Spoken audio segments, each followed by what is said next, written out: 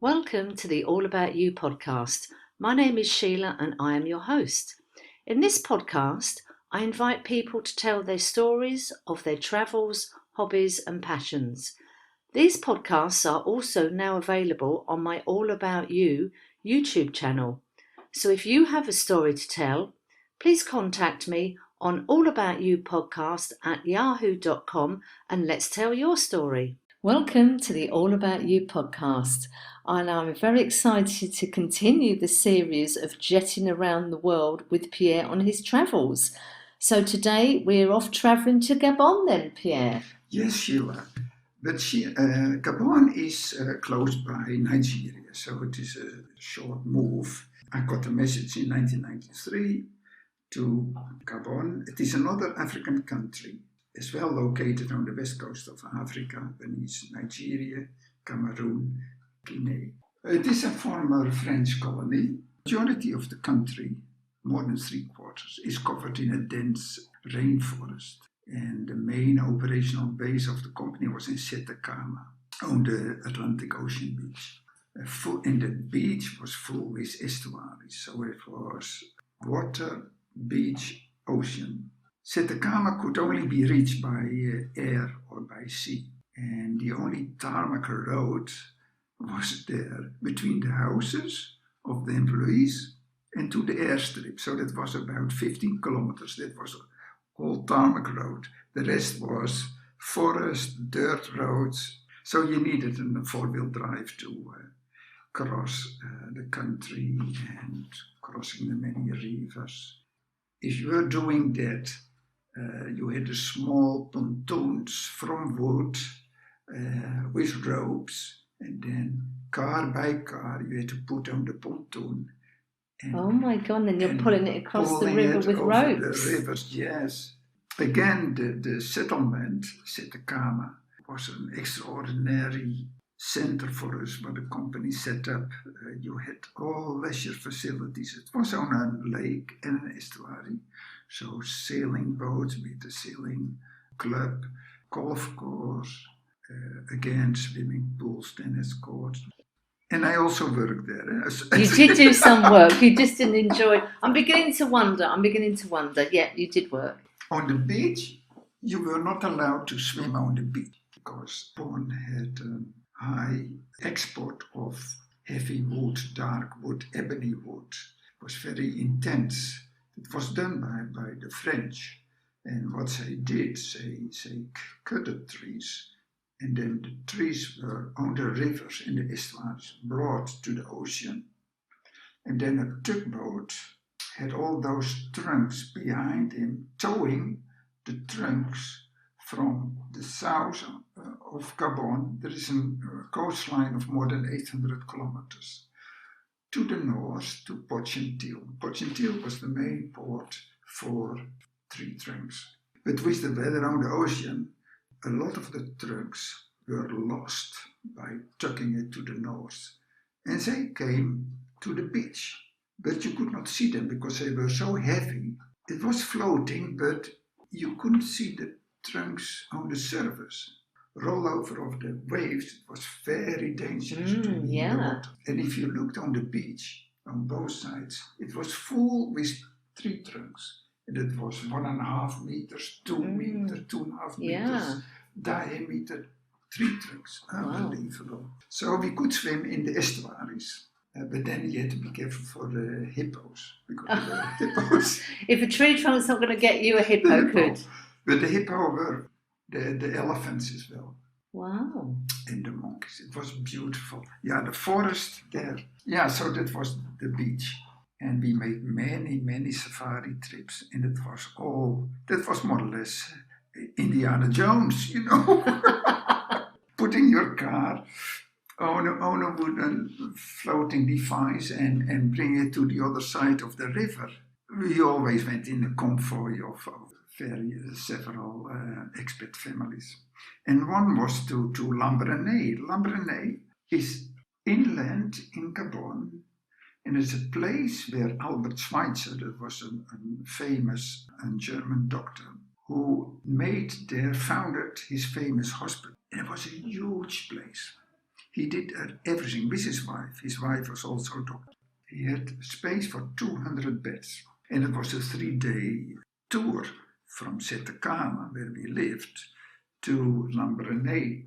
And funny, if you hear the story, listen to the story of Albert Schweitzer. He was German, so in the Second World War, he was interned by the French because it was a French colony, Gabon. He had to be in prison.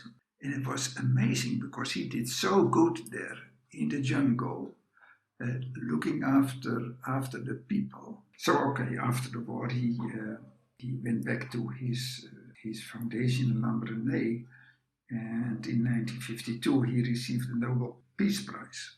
And north of Settekama, where we lived, there was a national park, the Settekama National Park, and you only could reach that by motorboat going over the rivers and the estuary.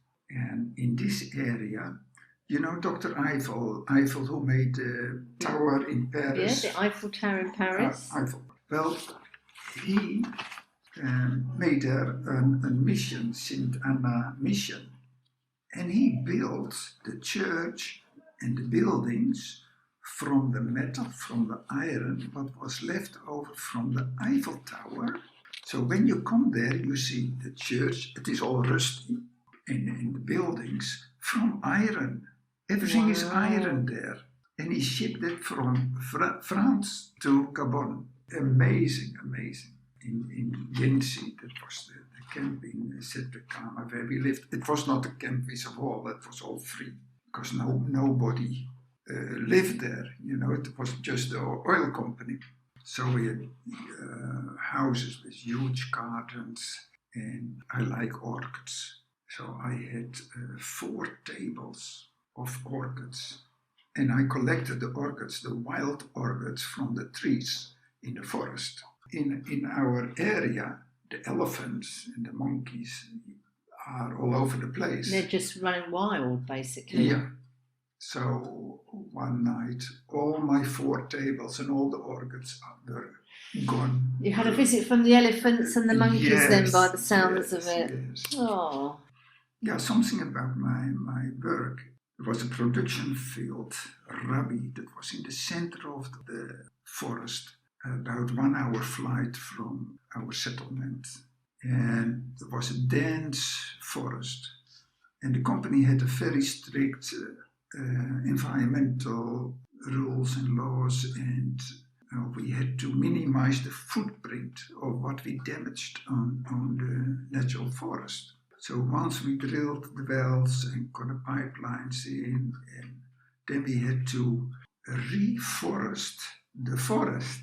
And this was a very interesting project.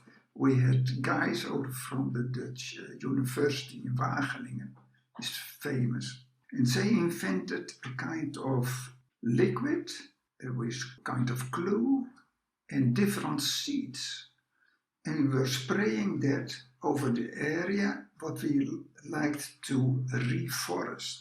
Of course, we had to section off the area. Off because the elephants damaged all the seeds. So we had to section it off with big trunk trees where the elephants couldn't step over. And then after a few weeks, you saw the seeds coming out. Really? And then the first seeds with the big leaves were coming out, and underneath the other seeds. So they got a shade from the big plants to grow.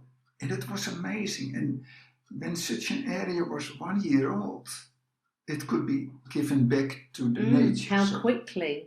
And then we removed the fence, and it was up to the elephants and the birds to further reforest. To populate that area. Yeah, it was very interesting. And all the roads were made of laterite, that was more or less the ground of it. So an orangey color, because there was a lot of iron in it. And then we minimized, once a drill platform was made and the wells were made, the oil was flowing. We had there a company, 50% share, Shell and 50% Elf, the French company. So we had two pipelines, one to Jensi, where we lived in Settekama, and one pipeline to Potjentil, where Elf. And then when a well was depleted, we had to take everything away and reforest it. Wow, so you really made it good again after removing all the equipment. Yeah. And during that time, I'm coming from Holland, so I like cycling. To minimize the roads, we used all four-wheel drives. We made some bicycle paths. Ah, very clever.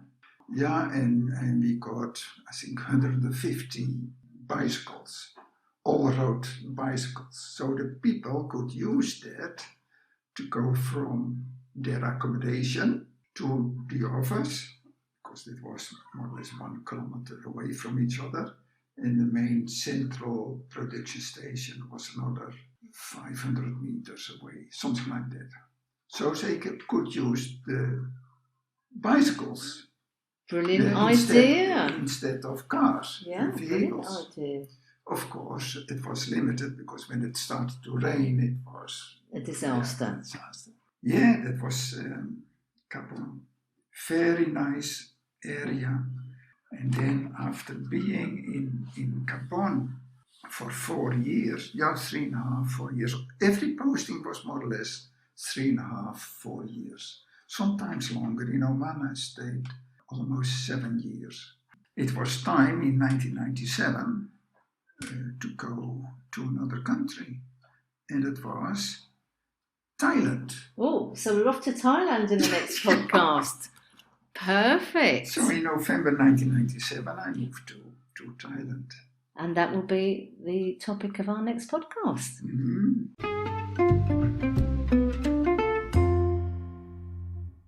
I hope you enjoyed the conversation.